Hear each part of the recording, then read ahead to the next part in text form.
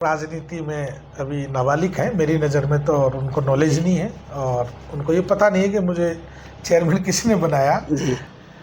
जाट महासभा के कार्यक्रम में सभी पार्टी के नेता, सभी दलों के नेता, सभी कर्मचारी, अधिकारी, यहाँ तक कि जो लोग एक दूसरे के सामने आमने चुनाव लड़ते हैं वो भी जाट महासभा के मंच पर एक साथ बैठते हैं। जी।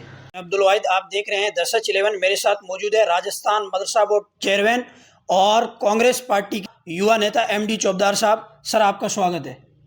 शुक्रिया भाई। सर, हाँ, कांग्रेस पार्टी ने जो है टिकट वो क्लियर कर दी है अमित ओला को। इससे पहले मुस्लिम महापंचायत की गई थी जिसमें से आपने स्पीच दिया था कि अगर मुझसे पार्टी में किसी को अदावत है तो यहाँ पर 30 बिरादरियाँ रहती है, पार्टी को जो भी अच्छा लगे उस पर विश्वास जताए, लेकिन पार्टी ने फिर वही फैसला किया है। इस पर क्या कहना चाहेंगे? तो पार्टी का डिसीजन है, पार्टी ने कर दिया। सर, अमित ओला ने कल हमने उनका सोशल मीडिया पे एक बयान सुना था, उन्होंने कहा कि एमडी चोपदार साहब कोई माइनॉरिटी के मुस्लिम कौम के ठेकेदार नहीं है। सर, इस पर आप क्या कहना चाहेंगे? ये बात तो बड़ी अजीब है कि मैं ठेकेदार कब कह रहा हूँ? मैं ठेकेदार हूँ, मेरे समाज का नुमाइंदा हूँ, मेरे समाज का हिस्सा हूँ। और अगर मुस्लिम समाज इकट्ठा होके जी अपनी राजनीतिक हिस्सेदारी मांगता है तो फिर तिलमिलाट किस बात की है? जाट महासभा के कार्यक्रम में सभी पार्टी के नेता, सभी दलों के नेता, सभी कर्मचारी, अधिकारी, यहाँ तक कि जो लोग एक दूसरे के सामने आमने चुनाव लड़ते हैं वो भी जाट महासभा के मंच पर एक साथ बैठते हैं। जी। हम तो उनको आइडियल मानते हैं। अगर मुस्लिम समाज एक मंच पे बैठ गया तो लोगों को इतनी तकलीफ किस बात की है? ये तो अवेयरनेस है समाज में। ये नहीं चाहते क्या कि समाज में अवेयरनेस आए, समाज में जागृति आए? ये समाज की जागृति की निशानी है कि समाज में तो खुद 2014 से टिकट मांग रहा हूँ, 18 में मांग लिया, 23 में मांग लिया, 24 में मांग लिया। और मुस्लिम महासभा जो प्रोग्राम हुआ था, मुस्लिम महापंचायत, मुस्लिम न्याय मंच ने जो बुलाया था, उसमें तो मैंने तो सरेआम कहा था और ऐलान कहा इस बात को कि अगर मेरे नाम से अगर आपको कोई अदावत है जी तो आप किसी भी 30 बिरादरी में टिकट दे दो। मुरारी लाल मीणा जी, हरीश मीणा जी दोनों मेंबर ऑफ पार्लियामेंट बने हैं जी। जब उन्होंने सेक्रीफाइस किया है, ऐलान कहा है कि भाई हमारे परिवार से कोई चुनाव नहीं लड़ेगा, उपचुनाव में कार्यकर्ता को और हमारे किसी व्यक्ति को हम चुनाव लड़ाना चाहते हैं, तो आला कमान ने स्वीकृति दी है ना, तो ये बड़ा दिल तो उनको भी दिखाना चाहिए था।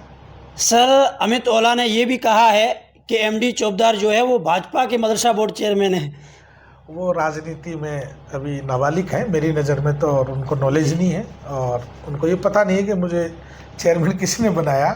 तो मुझे राजस्थान के हमारे लोकप्रिय मुख्यमंत्री रहे, तत्कालीन मुख्यमंत्री अशोक गहलोत साहब ने बनाया, 2023 में बनाया।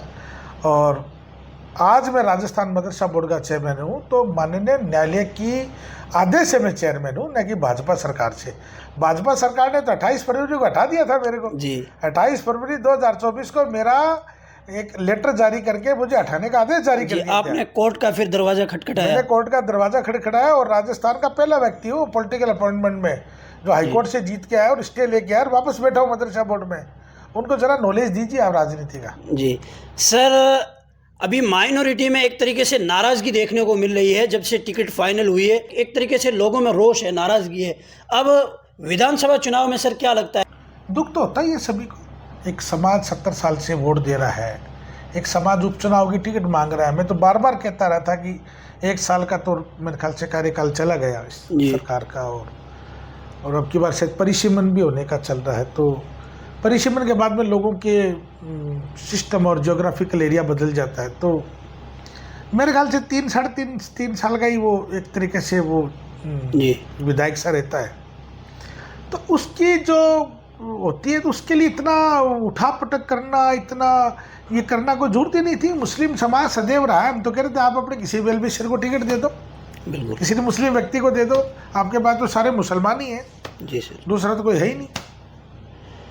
बिल्कुल, ये थे हमारे साथ एमडी चोपदार साहब जो कांग्रेस पार्टी के युवा और कद्दावर नेता माने जाते हैं और हाल में राजस्थान मदरसा बोर्ड चेयरमैन है।